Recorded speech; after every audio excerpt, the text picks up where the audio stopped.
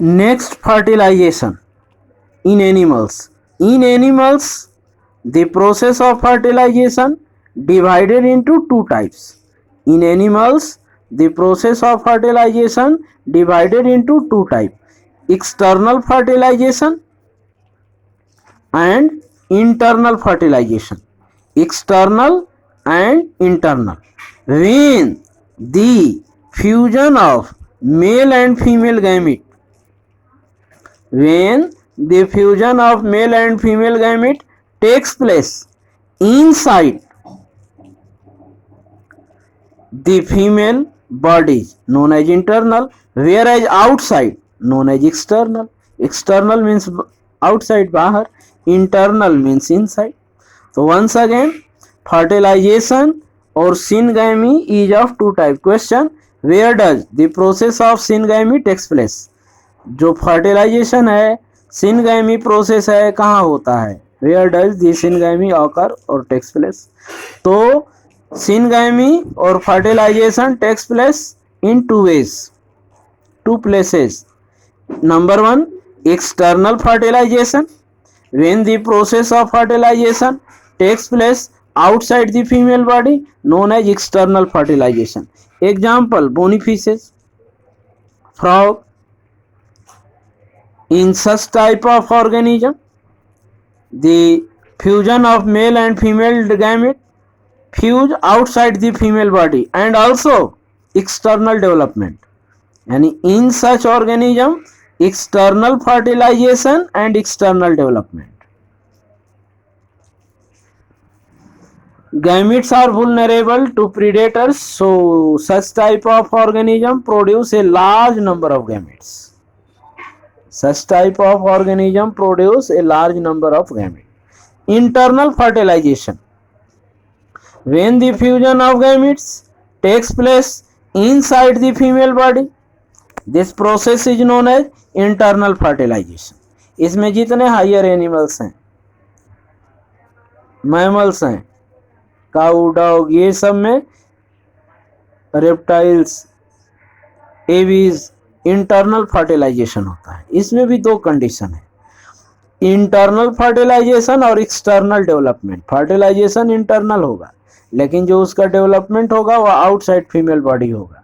या फिर internal fertilisation and internal development, mammals वगैरह. तो post fertilisation in animals, external fertilisation and external development. Fertilisation भी outside female body है और डेवलपमेंट भी आउटसाइड फीमेल बॉडी है. इसमें बोनी फिश, फ्रॉग. दूसरा कंडीशन है इंटरनल फर्टिलाइजेशन, और जो डेवलपमेंट होगा वो एक्सटर्नल होगा. फर्टिलाइजेशन जो हो गया, जो फ्यूजन हुआ मेल और फीमेल गैमेट का, वह इनसाइड बॉडी हुआ, लेकिन जो डेवलपमेंट होगा वह बाहर होगा. तो जाइगोट इसमें कवर्ड हो जाएगा कैलकेरियस सेल के द्वारा. जो एक लेइंग एनिमल्स हैं और फीमेल उस एक को बॉडी से बाहर ले करते हैं, ओविपेरस जिसको बोलेंगे, जिस कंडीशन को हम लोग क्या बोलेंगे, ओविपेरस. आउटसाइड बॉडी वह एग लेइंग होगा और उसके बाद वह डेवलप कर जाएगा. बर्ड्स में, रेप्टाइल्स में यही मेथड है. फर्टिलाइजेशन इंटरनल है, लेकिन डेवलपमेंट कहाँ है कि आउटसाइड बॉडी है, एक्सटर्नल है. थर्ड जो इंटरनल फर्टिलाइजेशन हो गया, यानी fusion of male and female gamete takes place inside the female body. Internal fertilisation and internal development. यहाँ डेवलपमेंट भी इंटरनल है. यहाँ पिछले पेज में पढ़े हम लोग कि external fertilisation, external development, internal fertilisation, external development, और इसमें internal fertilisation, internal development. Fertilisation भी इनसाइड बॉडी है और इनसाइड बॉडी ही वह एम्ब्रियो ग्रो करेगा.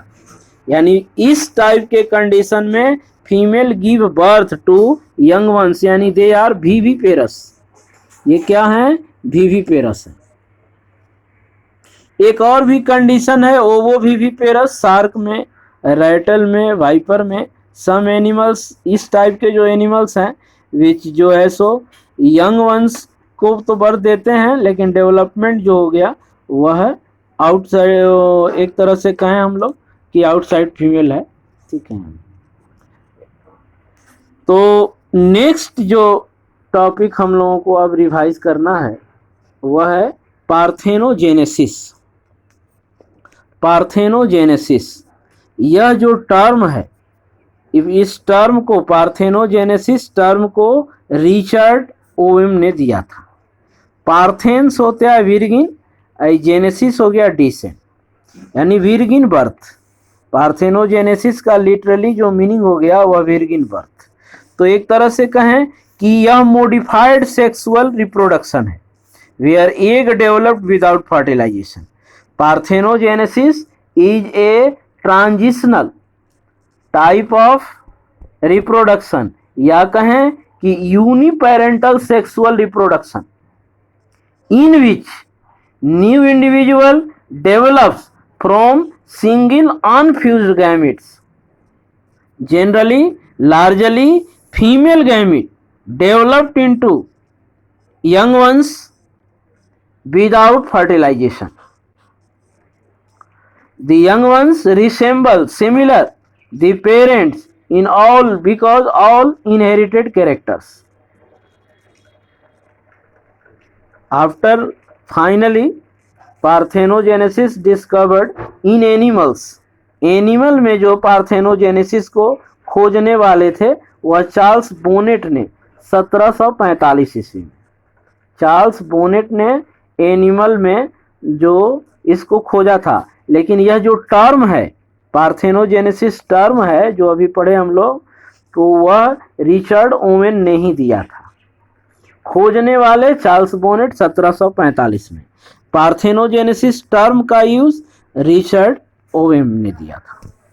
तो it is a special type of sexual reproduction और it is a mimic of sexual reproduction in which female gamete develop into young ones without fertilisation. इस method में जो female gamete है यह develop कर जाता है यंग वंस में, लेकिन बिना फर्टिलाइजेशन के। अब यह जो पार्थेनोजेनेसिस है further divided into two type. Parthenogenesis divided into two type. Number 1 obligate और complete parthenogenesis, and number 2 cyclic or incomplete parthenogenesis. Types of parthenogenesis, two types.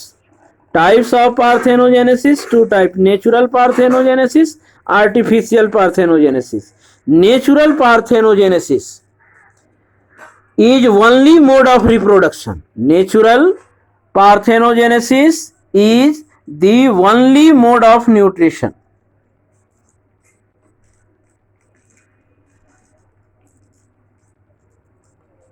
और पार्थेनोजेनेसिस विच ऑकर नेचुरली, जैसा कि नाम ही है, इट ऑकर्स नेचुरली, यह naturally होता है। ठीक है, तो इसमें भी यदि नेचुरल में दो टाइप हो गया, कंप्लीट और ऑब्लिगेटरी, तो कंप्लीट वाले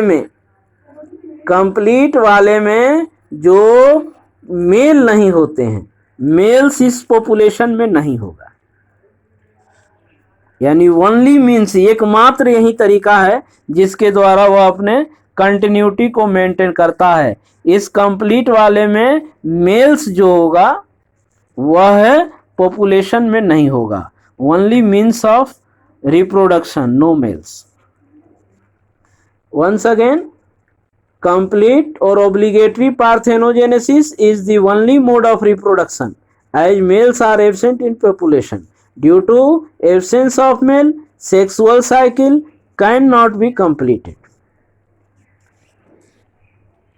एग्जाम्पल इसका हो गया टिफलिना या रॉक लिजार्ड, कॉमन नाम है उसका। दूसरा हो गया इनकम्प्लीट और साइक्लिक।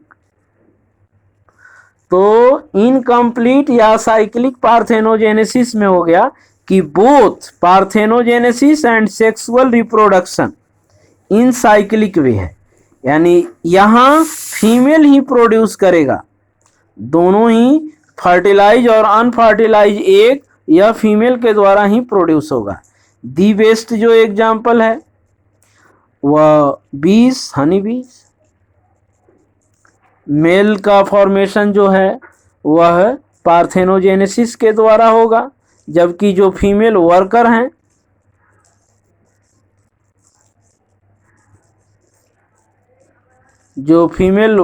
हैं यह सेक्सुअल रिप्रोडक्शन के द्वारा इनका फॉर्मेशन होगा। इसी तरह टर्की जो हो गया 40% जो मेल हो गया वह पार्थेनोजेनेसिस के द्वारा हो गया, 60% जो हो गया मेल और दूसरे जो फीमेल्स वह सेक्सुअल रिप्रोडक्शन के द्वारा हो गया।